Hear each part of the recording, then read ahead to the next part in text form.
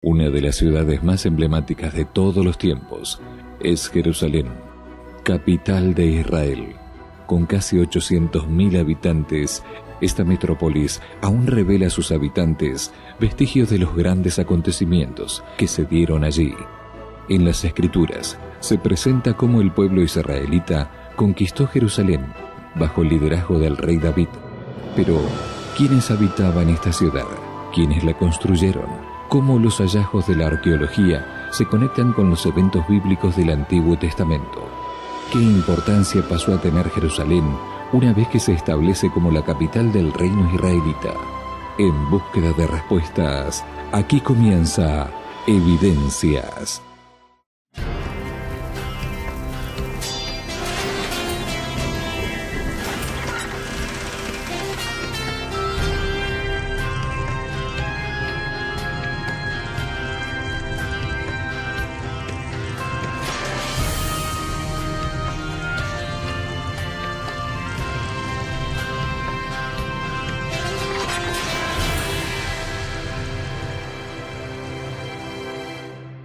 La ciudad de Jerusalén está situada actualmente en la nación de Israel. Antiguamente se conocía como la región de Palestina, o bien mucho más antiguamente, Canaán.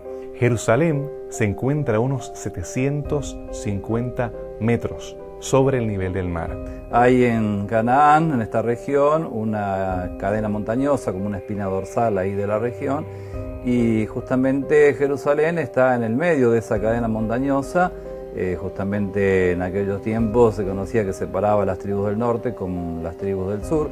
Ahí entonces estaba ubicada la ciudad de Jerusalén como una gran fortaleza, como una de las ciudades más antiguas, conocidas y poderosas de la antigüedad. Desde el punto de vista geográfico, Jerusalén era ubicada y es ubicada en un, vamos a decir así, un nudo de caminos. Por esto era una ciudad estratégica y que tenía una influencia en la región. La ciudad de Jerusalén queda precisamente entre dos rutas internacionales muy importantes. Tenemos la Vía Horus, como la conocían los egipcios, o Vía Maris, como más adelante la llaman los romanos, que pasa desde África, desde Egipto, subiendo a través de la costa levantina y llegando hasta Asia y Europa. Por otro lado, en la parte este, después del río Jordán, tenemos el Camino Real o el Camino de los Reyes, que también va de norte a sur, en el cual las rutas de incienso llegaban hasta esta área, llegaban hasta Damasco o Palmira. Pero Jerusalén queda en las montañas que conectan estas dos rutas internacionales. No queda en ninguna de ellas, sino que conecta a ambas, pasando desde la Vía Horus, llegando hasta Jerusalén, descendiendo hasta Jericó y entonces llegando hacia la próxima autopista o la próxima carretera internacional que tenemos de esos tiempos. Lo interesante de esta ciudad, que era conocida como una de las ciudades inexpugnables, juntamente con otras del antiguo cercano Oriente, una ciudad fortaleza donde las aldeas y otras pequeñas poblaciones dependían definitivamente de Jerusalén. Así que tenemos una ciudad con miles de años de historia que se ha convertido en un foco de conflicto y de búsqueda de paz desde los tiempos prepatriarcales hasta nuestros días. La Biblia da muy pocas informaciones sobre la ciudad de Jerusalén antes de la conquista de David. Según estos datos y lo que la arqueología ha descubierto, ¿quiénes fueron los primeros habitantes de Jerusalén, de los cuales se tiene registro, y cuál era la cultura local? Registros arqueológicos que nos indican que la ciudad que hoy conocemos como Jerusalén fue poblada mucho tiempo antes. Algunos arqueólogos estiman que en el cuarto milenio antes de Cristo ya hay pruebas cerámicas, hay presencia de la población. Aunque tenemos algunas murallas de la época de bronce mediano, estamos hablando del segundo milenio antes de Cristo, algunas piezas de alfarería también, no tenemos nombre de los reyes o de los jeques tribales, tampoco tenemos evidencia de qué tipo de lenguaje utilizaban durante ese tiempo. No es hasta después del segundo milenio, cuando entramos en la época cuando los egipcios estaban influyendo bastante sobre esta área de Ciro-Palestina, que encontramos lo que llamamos textos de sagración. Estos textos mencionan a Rushalim. Esta ciudad era una ciudad-estado con Yarkun y Sasán, eran varios de los reyes que son mencionados en relación a esta ciudad, y eran aparentemente reyes amorreos. Para esta época, para la época patriarcal, es que encontramos otro registro.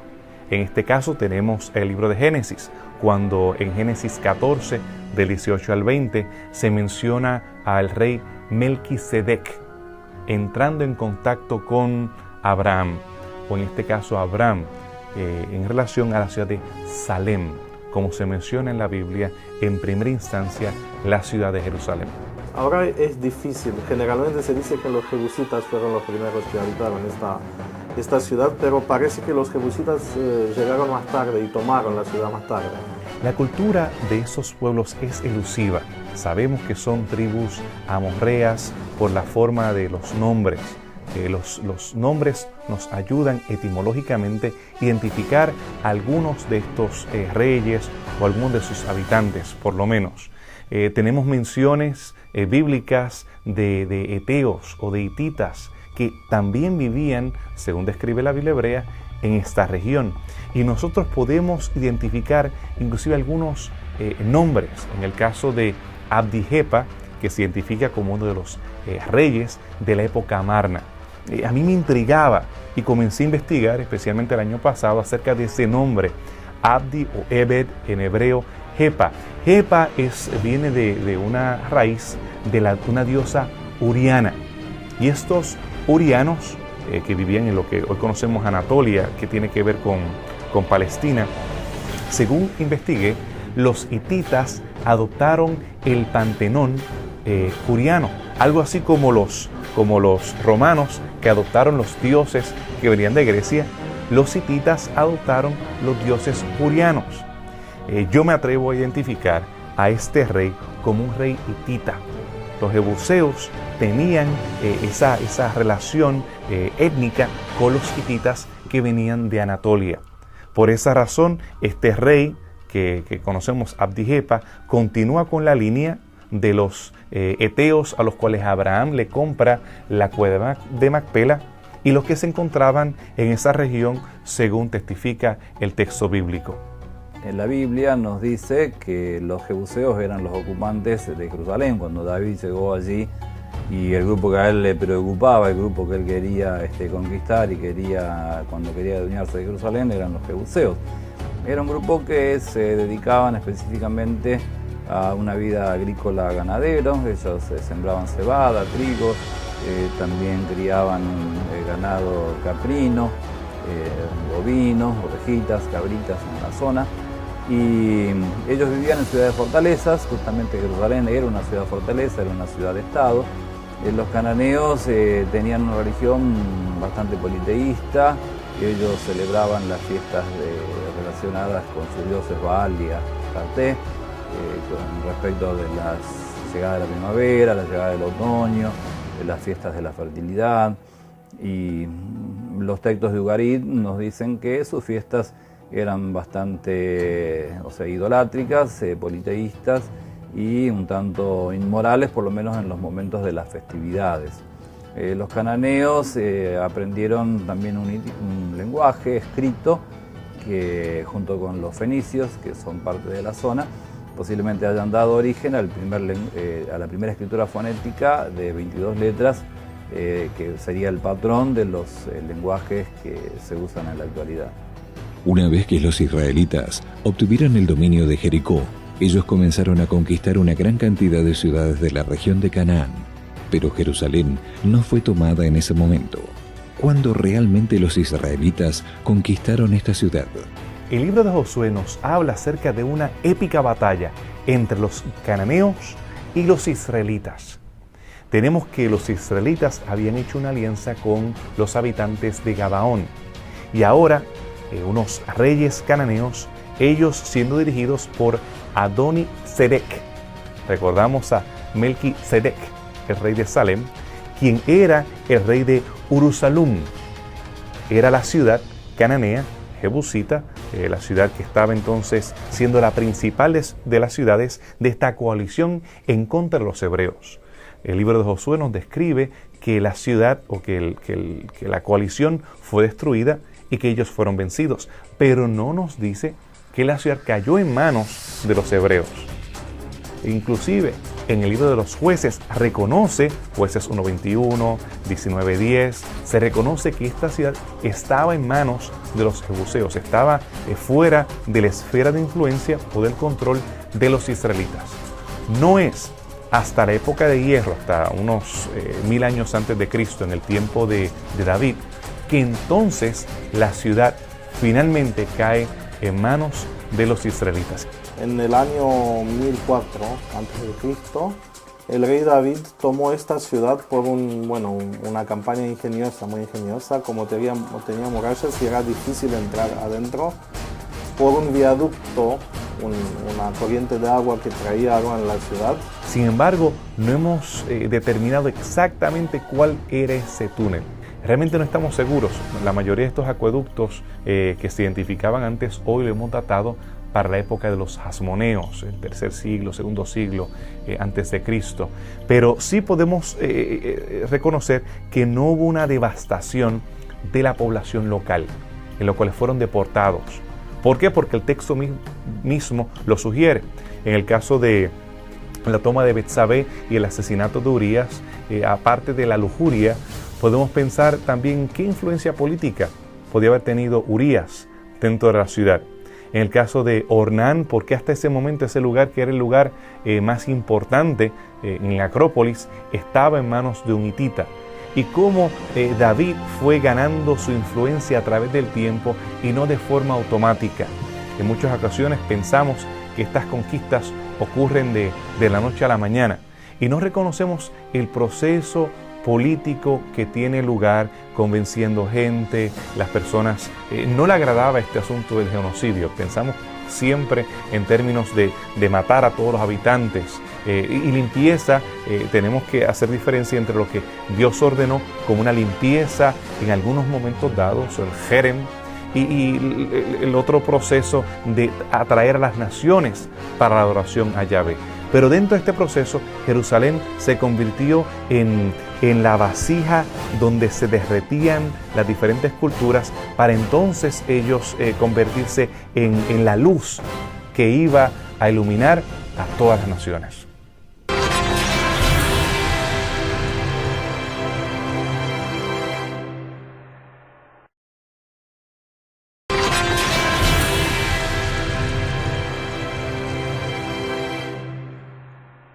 En Jerusalén tenemos varios periodos representados. Apenas hemos encontrado algunas vasijas. Esta proviene de Jordania, pero representa el periodo de la época de Bronce Medio. De Jerusalén sí encontramos esta vasija que tenemos de la época de hierro, 1000 años antes de Cristo, la época del rey David. Precisamente desde esa época tenemos varios descubrimientos alrededor de Jerusalén. Por ejemplo, había algunos sarcófagos tamaño humano que se utilizaban para enterrar a los filisteos.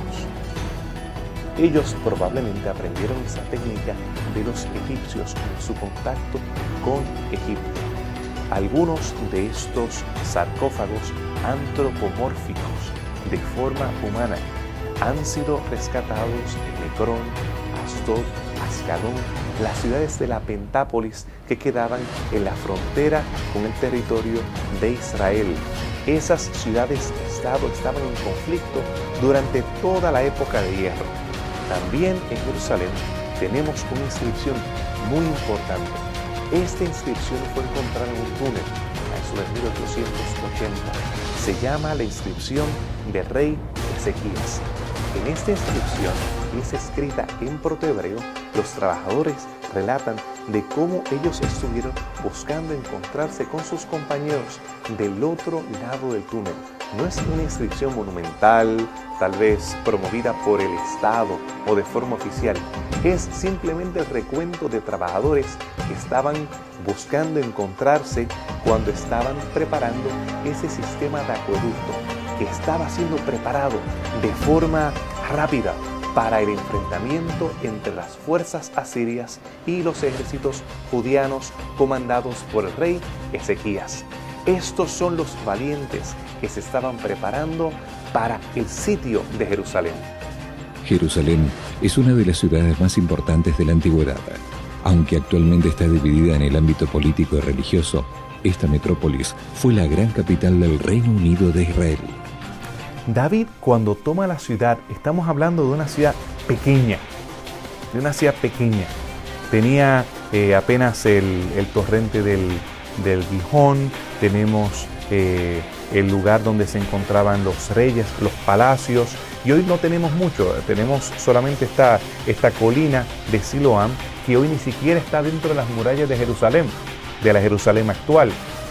David entonces decide, según el registro bíblico, hacer un milo o un lugar donde se hacen terrazas y se sigue expandiendo en base a terrazas y construcción. Y ahí él hace su fortaleza, su palacio. Más adelante, en la época de Salomón, entonces se incorpora el Acrópolis, la parte más alta donde estaba el monte Moria, donde Abraham había ido a sacrificar a su hijo Isaac. Y entonces esto se convierte en parte de la ciudad. Una vez instalado allí, la monarquía israelita, en la persona de David, después el sucesor fue su hijo Salomón, entonces Salomón construye aquel famoso templo, el templo de Israel, que sería una verdadera maravilla del mundo, por lo menos se la conoce a través de los relatos históricos, los relatos bíblicos, de lo fabuloso de la construcción de este templo tan rico, tan bonito. Y en realidad, desde Salomón en adelante, Jerusalén pasa a ocupar un protagonismo importante y llamativo en lo político, en lo comercial, en lo religioso, en lo cultural, con respecto a las demás naciones del mundo. Recientes excavaciones han descubierto estructuras monumentales. La doctora Matzar ha podido ver estas columnas protoiónicas que sugieren que había algún tipo de palacio o fortaleza en esa parte que identificamos como el Milo. Y entonces, ascendiendo, vemos también que la parte del templo era un área monumental para la época de hierro. Más adelante, algunos reyes hebreos le siguen añadiendo. Vemos que el rey Ezequías hace una muralla ancha, que todavía hoy podemos ver rastros de esta muralla en diferentes partes de Jerusalén, incorporando la parte oeste.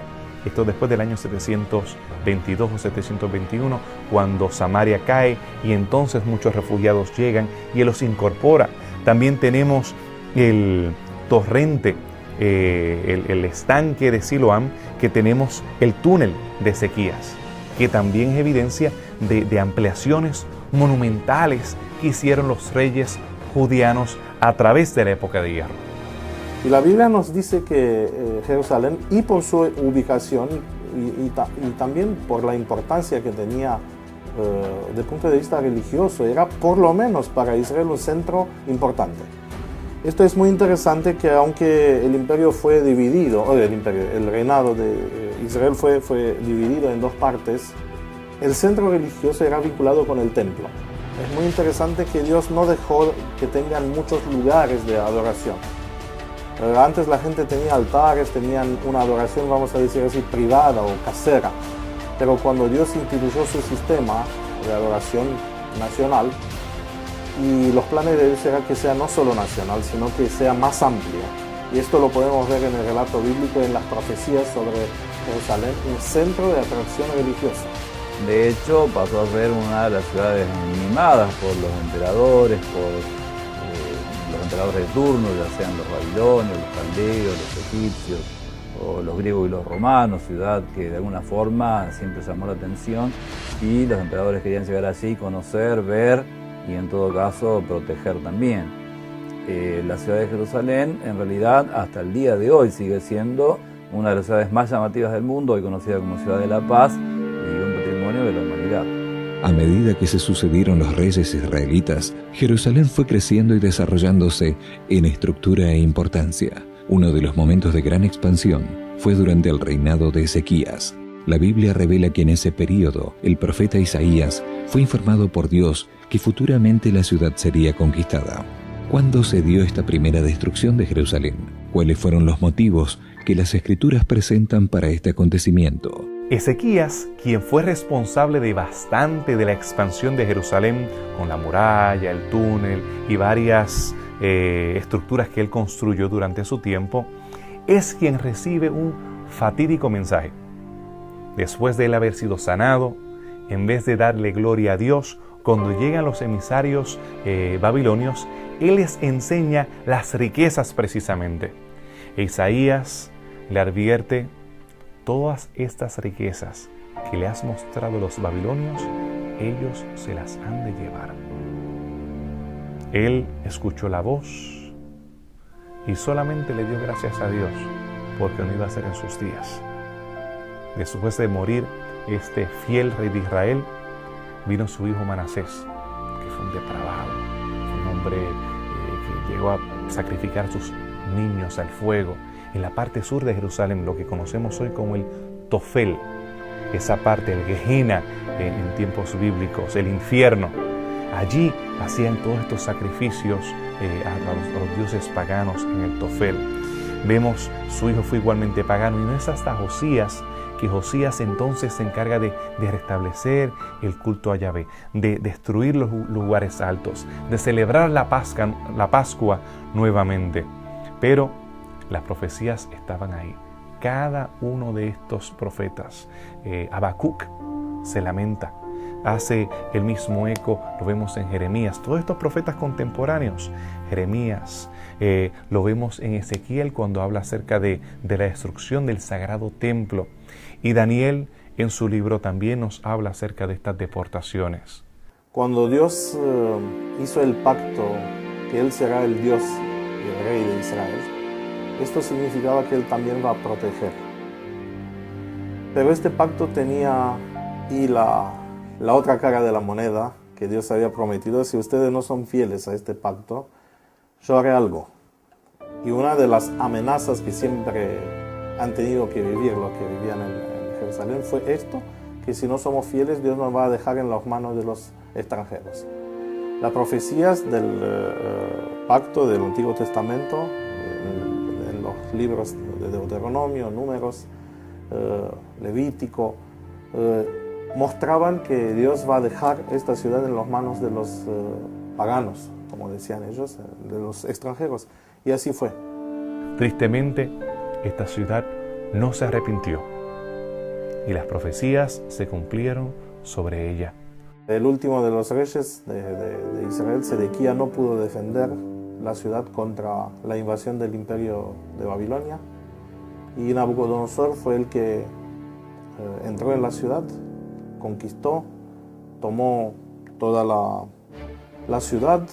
Tenemos casas quemadas, tenemos puntas de flechas, evidencia de lo dramático que fue el evento de la destrucción de Jerusalén. Nosotros no tenemos evidencia de la destrucción del templo, fue destruido totalmente, pero sí podemos ver en los diferentes barrios de la ciudad rastros de lo devastador que fue el ataque de los babilonios. Vicioso, tumbaron las piedras, arrancaron, demolieron, quisieron borrar de la faz de la tierra aquella ciudad rebelde, la cual Dios había profetizado que iba a ser destruida. Por muchos años, los israelitas estuvieron cautivos en Babilonia. El libro de Daniel presenta algunos acontecimientos que se dieron principalmente en la corte real, cuando el templo y los muros de esta importante ciudad fueron reconstruidos. De la misma manera que había sido profetizada la destrucción de la ciudad, fue profetizada su reconstrucción. En el pacto, donde era la sección de las maldiciones, había esta promesa que si vuelvan a ser fieles, Dios lo va a recoger de todo el mundo y lo va a hacer llegar a la casa a todos los que son fieles. Y vemos que durante el periodo persa, después del 539, cuando Ciro derroca a los babilonios, se le garantiza a los hebreos que podían regresar y reconstruir su ciudad. Lo interesante es que muchos de los judíos que habían sido trasladados en Babilonia se habían acostumbrado a vivir allá, tenían sus propios negocios, así que volver a Jerusalén significó para algunos dejar cosas y muchos no dejaron nada, no volvieron. En realidad lo que volvieron fue un grupo mucho más pequeño de lo que vivían en diáspora. No es hasta después del periodo de Ciro, no durante su reinado, que el templo es reconstruido. No hay mucho progreso durante el tiempo de Cambises y no hasta el tiempo de Darío. Esdras y Nehemías fueron los sacerdotes o los escribas que impulsaron este movimiento y que también dirigieron por un periodo la reconstrucción de la ciudad. Hasta entonces todavía Jerusalén no había capturado el lugar prominente de capital de la provincia de Yehud. Es solamente hasta ese momento, cuando se reconstruyen las murallas, que Jerusalén se convierte en capital de esa colonia. Y como menciona la Biblia, nunca volvió a ser la grandeza y el esplendor del tiempo de Salomón. Pero la profecía había otras dimensiones y decía que en realidad la majestad de esta casa, de este segundo templo, será mejor que el templo de Salomón. Ahora garantizándoles que Sion no solamente tendría una muralla, no solamente tendría un templo, sino que también pronto tendría un Mesías.